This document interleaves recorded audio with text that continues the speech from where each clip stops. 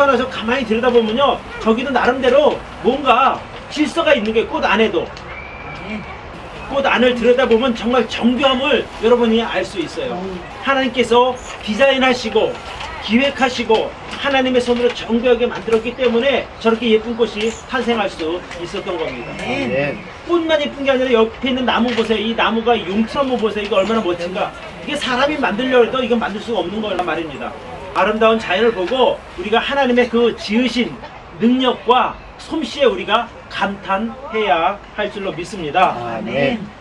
그래서 오늘 오랜만에 밖으로 나와서 이 아름다운 자연에서 예배를 드리게 되어서 제 마음이 몹시 기쁩니다. 그래서 오늘 창세기 1장을 중심으로 이 아름다운 자연과 어울리는 제목, 아름다운 세상 창조주 하나님이라고 하는 말씀으로 복을 나누도록 하겠습니다. 자, 첫 번째 우리가 창세기 1장을 통해서 알 수 있는 것은 하나님은 세상 만물의 창조주가 되신다고 하는 사실입니다. 이 창세기는 세상 만물의 시작을 알리는 책입니다. 1장 1절에 뭐라고 시작합니까?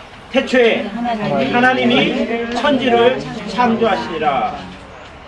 그러니까 맨 앞에 나오는 첫 구절인데, 한 문장인데 세상에서 이보다 더 위대한 선언은 없습니다. 태초에 하나님이 천지를 창조하셨다. 그러니까 세상에 어떤 위대한 인물도 또 어떤 위대한 종교도 감히 이러한 선언을 할 수 없었습니다. 왜냐하면 그들이 만든 것이 아니고 그들 자체가 피조물이기 때문에 그렇습니다. 아멘. 태초에 하나님이 천지를 창조하셨다 하는 이 말씀은 이 세상 만물의 시작을 알리는 위대한 선언입니다. 이 하나님의 선언으로부터 세상 만물이 시작된 것입니다. 위대한 자연도, 저 아름다운 하늘도, 모든 것이 하나님의 이 선언으로부터 시작된 것이죠. 또 하나님은 시작하신 분이지만 또 이 세상을 마감을 하시는 분이기도 합니다. 그래서 하나님은 이 세상의 시작이시고 또 이 세상의 마지막이시기도 합니다.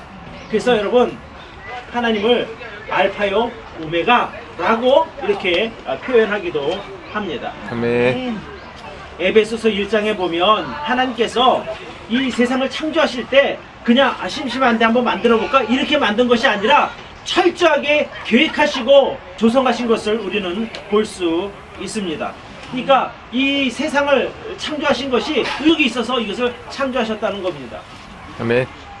그래서 이 세상을 창조하실 때 계획이 있었고 하나님의 능력의 말씀으로 이 세상을 창조하십니다.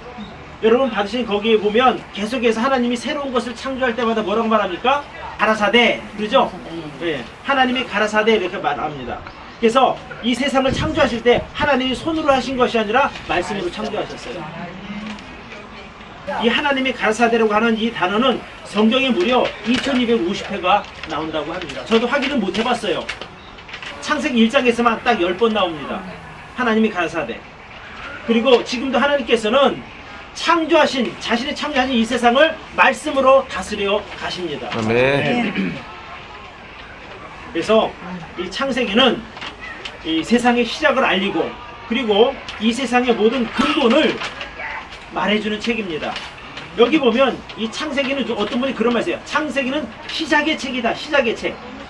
자, 천하 만물의 시작이 나오고 인류의 시작이 나오고 가정의 시작이 나오고 또 죄의 시작이 나옵니다.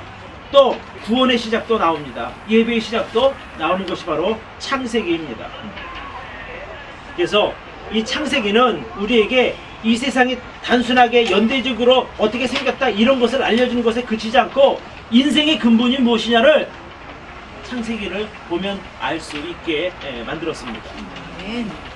그래서 잠언 7절에 보면 여호와를 경외하는 것이 지식의 근본이오늘 미련한 자는 지혜와 훈계를 멸시하느니라 이렇게 말했거든요. 지식의 근본이 뭐냐? 바로 하나님을 알아가는 것이에요. 아멘. 그러니까 하나님께서 창조하신 이 시작과 끝을 아는 것이 지식의 근본이라는 겁니다. 이걸 모르고 인생을 논할 수가 없습니다. 아멘.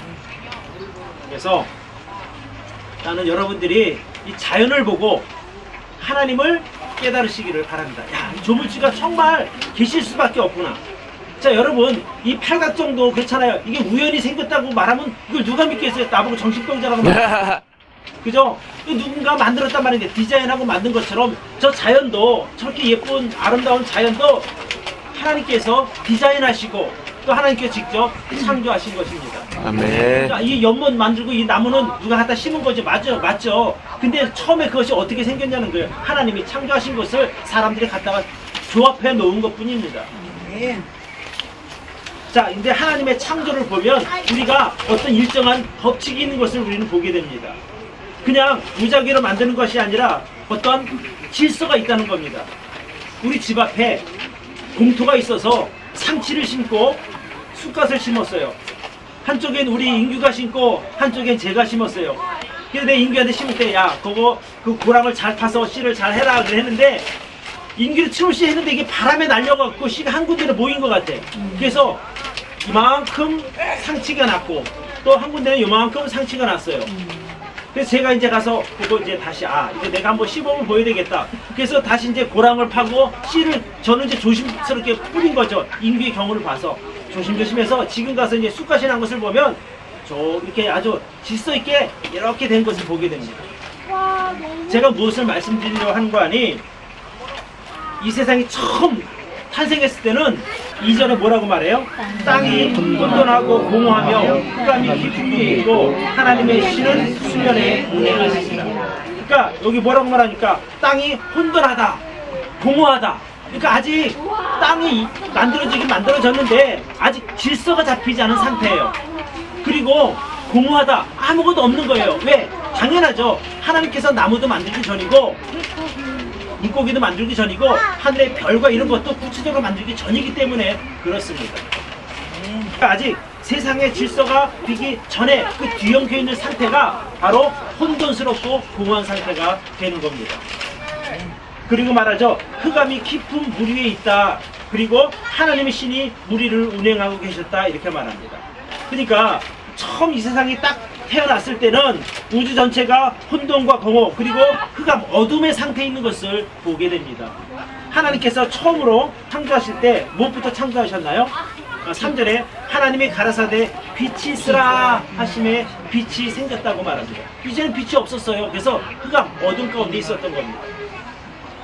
여기서 말하는 흑암은 저녁 되면 깜깜하고 눈도 좀 비치고 이런 그런 어두운 것이 아니라 암흑과 같은 것이에요. 아무런 빛이 없는 상태. 그런데 하나님께서 빛을 창조하십니다. 그래서 하나님께서 빛을 창조하시고 그 이후로부터 하나님의 창조 사역을 통해서 혼돈과 공허가 있던 세상이 질서를 잡게 됩니다. 자, 하나님께서 이 엿새 동안 만물을 질서 있게 세워 가십니다. 첫째 날에 보니까 하나님이 가라사대 빛이 있으라 하심에 빛이 있었고 그 빛이 하나님의 보시기에 좋았더라. 또 9절에 보니까 하나님이 가라사대 천하의 물이 한 곳으로 모이고 묻이 드러나라 하심에 그대로 되니라.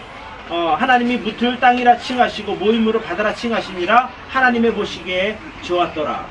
또 하나님이 가라사대 땅은 풀과 씨 맺는 채소와 각기 그 종류대로 씨 가진 열매 맺는 과목을 내라 하심에 그대로 되매 하나님의 보시기에 좋았더라. 그러니까 하나님께서 하나하나 세워갈 때마다 세상이 점점 질서를 잡아가고 그 모습이 하나님께서 보시기에 좋았더라. 이렇게 말씀하고 있습니다. 아멘. 자, 이런 순서로 셋째 날에도 일하시고 넷째 날에도 일하시고 넷째 날에는 하늘의 별과 달을 만들어서 주야를 만드셨습니다. 또 사시와 일제와 연한을 나누셨다라고 말씀하고 있습니다. 다섯째 날에는 하늘 나는 새를 만드셨습니다. 또 물에 살게 될 물고기도 종류대로 만드셨습니다. 그리고 마지막 여섯째 날에 동물을 만드시고 맨 마지막에 우리 인간을 창조하시게 됩니다. 아멘. 그리고 맨 마지막에 보시면 31절을 보시기 바랍니다. 이제 지구상에 이 온 우주의 모든 것을 다 만들어 놓고 사람 맨 마지막에 사람까지 다 만든 후에 하나님께서 뭐라고 말씀하시는 거 아니에요? 32절 같이 한번 읽어봅시다. 시작. 하나님이 그 지으신 모든 것을 보시니 보시기에 심히 좋았더라. 저녁이 되며 아침이 되니 이는 여섯째 날이더라. 여러분, 하나님께서 완성하신 세상을 아주 질서 있게 조화로운 세상입니다. 그 모습을 보시고 하나님께서 뭐라고요? 심히 좋았다. 보시기에 심히 좋았다는 겁니다. 좀 많이 좋은 거죠.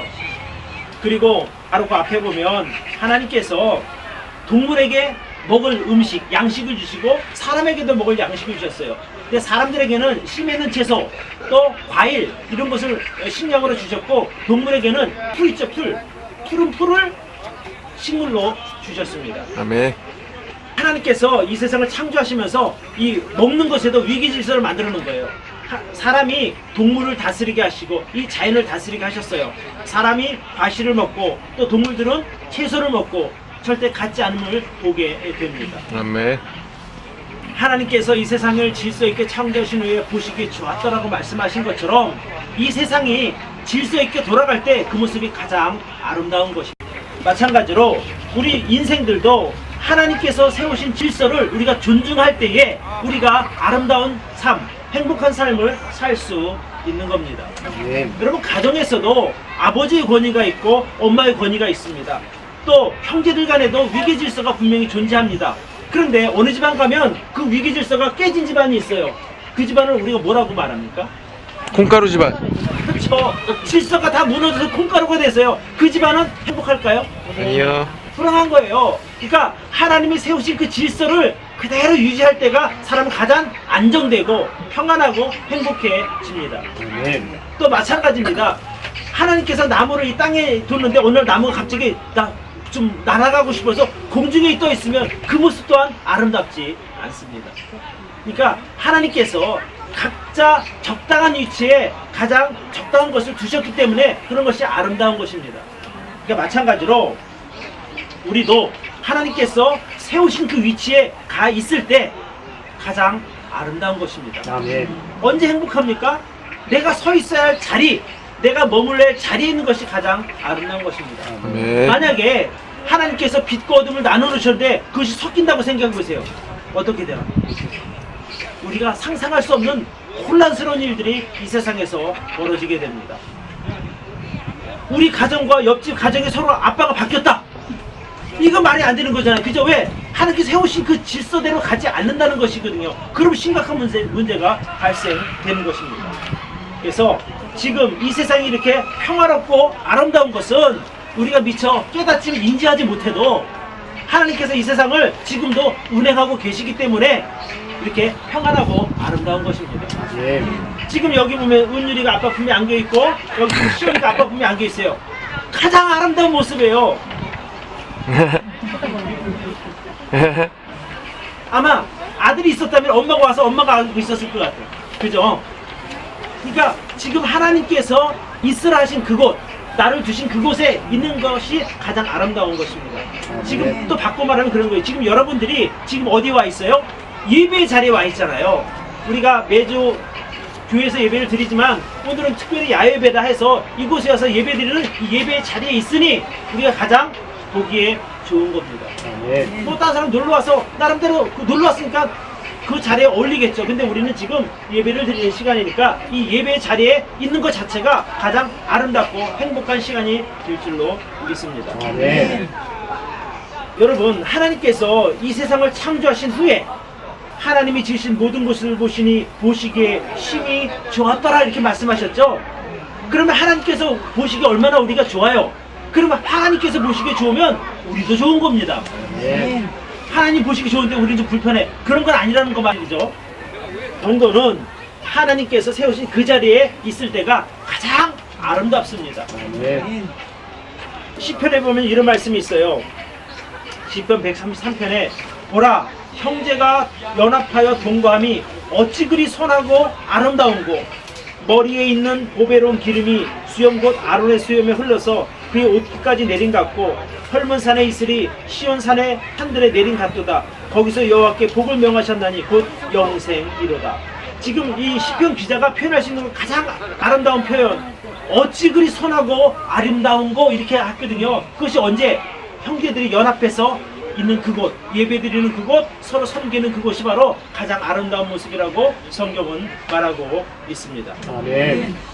그래서 여러분, 우리가 하나님 앞에 예배를 드리는 자로 늘 서 있기를 바랍니다.